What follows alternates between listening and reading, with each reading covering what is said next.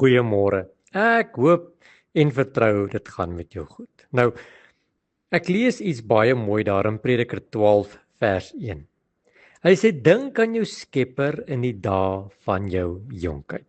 Nou, baie van ons op hierdie groepie is nog baie jonk.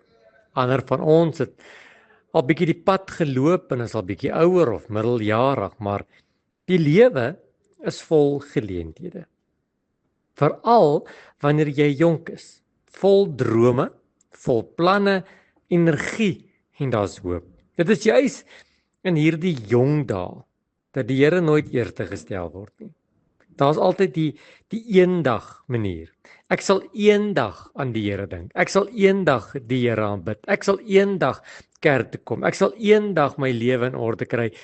En ja, ons is so geneig om so baie keer te sê eendag, môre, volgende Sondag.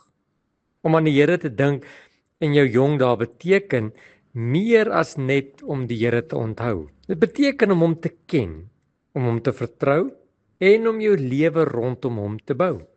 Om hom te vertrou met alles wat jy doen, elke besluit wat jy maak as 'n jong mens. Dit beteken dat jy die Here eerste stel, dat jy hom liefhet en sy gebooie bewaar.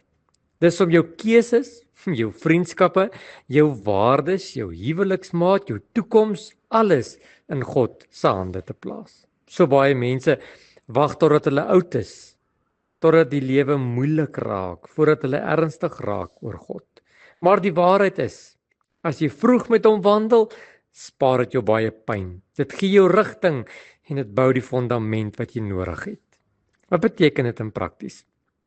Soek die Here vandag. Begin vandag om die Here eerste te stel. Neem 'n besluit dat jy hom sal eer, selfs al gaan dit moeilik. Kies vriende en invloede wat jou nader aan God sal bring en bou jou lewe op die waarheid van God se woord. Daar's 'n belofte.